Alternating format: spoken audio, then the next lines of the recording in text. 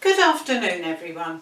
Now, it's no denying that at times some of our foodstuff is difficult to obtain, but the government with our weekly ration are ensuring that those foodstuffs that are very important for cooking and feeding our family in a nourishing way are available, albeit in limited supplies. And they guarantee that our fats, our cheese should be available. However, at times there is difficulty with our fresh meat ration, and that they cannot fulfil the 1 shilling and twopence worth of fresh meat that we all are allowed each week. Now, when this situation arises, the government doesn't let us go short. It ensures that we can take 1/7 of our fresh meat ration through purchasing corned beef. And corned beef can help make nourishing and appetising family meals, one of which I'm going to show you today. We often use corned beef in a hash, but that can get a little tiresome at times. So this is interesting, different, and I'm sure the family will love it. Not only that, but it only uses 1/4 of the tin of corned beef to feed a family of 3 or 4 quite well for a supper dish or a lunchtime meal. Now, you could use any of the tinned meats available on our points coupons at present. You could have a tin of Spam, or it could be more, or it could be Pren. Even that wonderful American sausage meat, which we've never had before, but our friends in America are sending us over to help with our food situation. Now, the American sausage meat, I'm sure if you've tried it, the meat comes with a thick layer of white fat all around the outside. Don't use that within the recipe.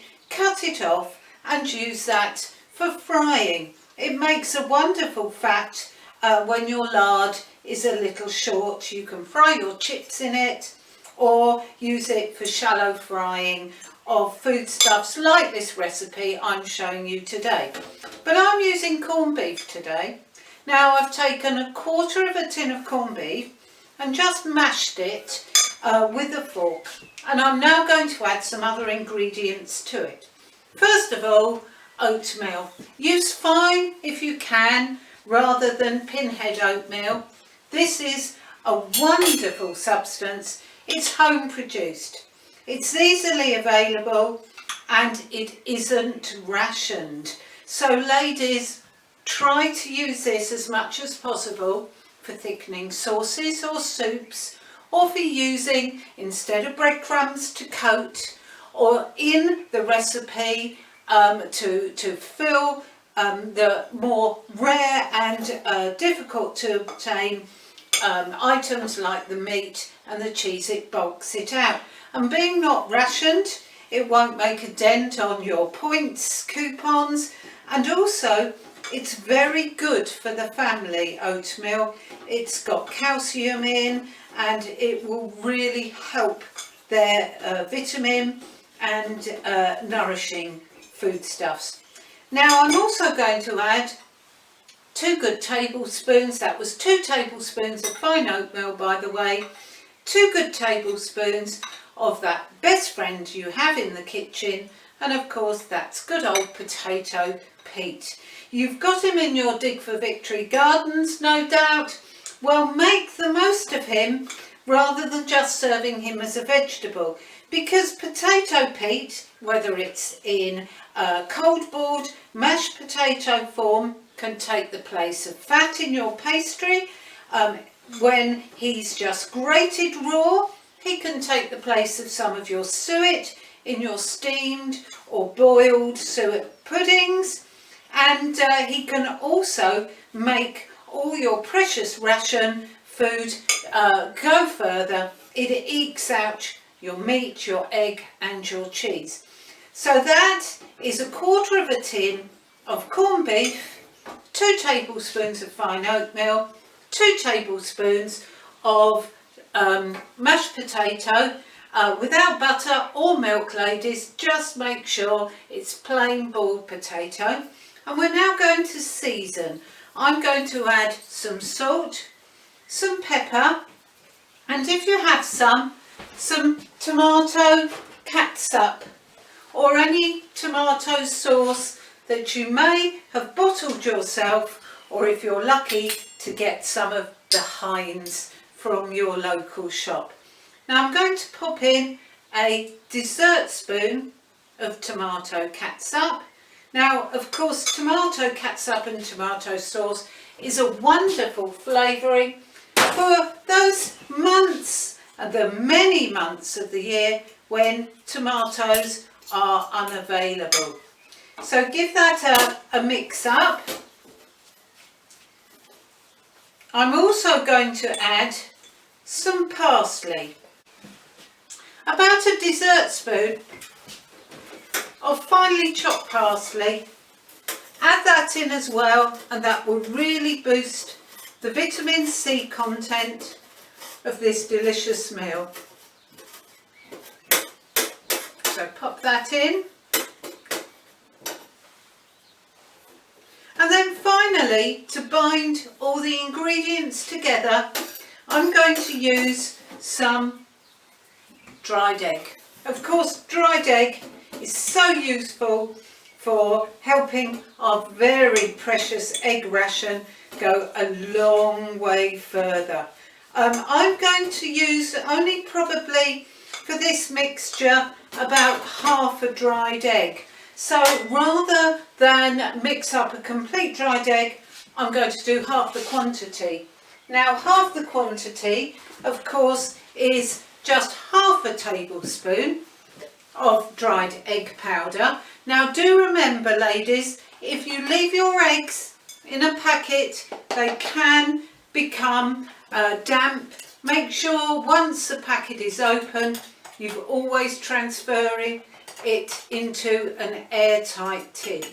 So I'm going to pop in about half a tablespoon of dried egg, and then I'm going to add 1 tablespoon, not the 2 for a usual whole egg, of water.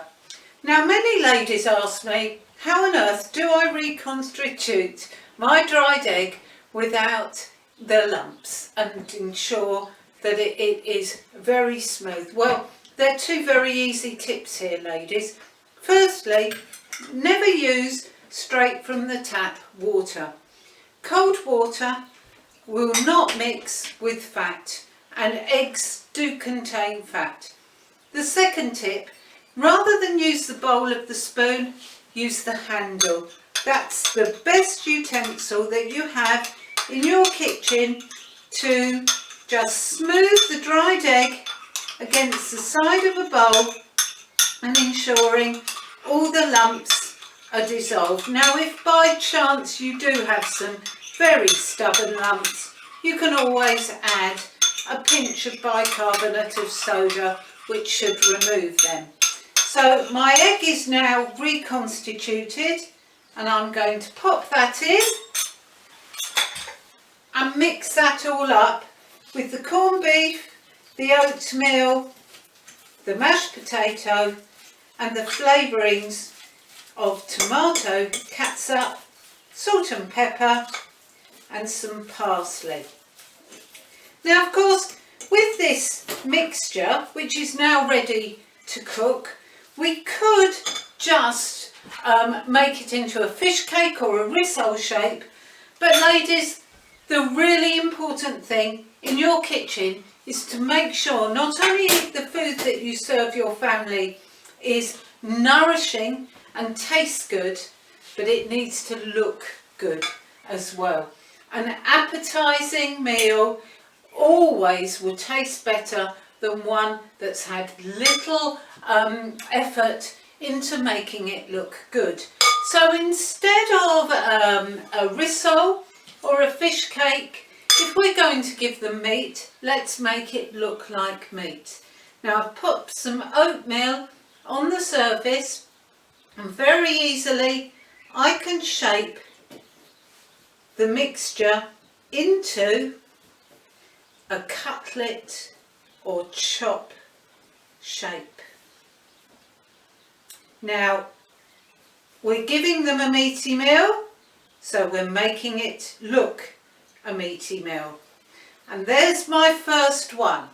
I'm going to do all the mixture like this, and then I'm going to fry these sausage cutlets or corned beef cutlets, whatever the meat, the tin meat you're using in them, for about 5 minutes in some shallow fat until they're browned on both sides. So I'm just going to finish off doing them and I'll show you them when they're frying. So there we go, ladies, some delicious corned beef cutlets, or if you make them out of Spam, sausage cutlets. Now serve these either with seasonal vegetables, or you can serve it with a delicious salad, and if you want a really meaty filling for your sandwiches, you can always make these in advance, allow them to cool, and when they're cold, cut them through the middle and pop them between the slices of bread, and they'll be the next best thing to a delicious meaty sandwich. Do look out in your magazines, ladies, for the Ministry's food facts, and when visiting the cinema, watch out for the food flashes, where the Ministry of Food will give you lots more hints and tips of how to do without, yet still feed your family a really appetising and delicious meal.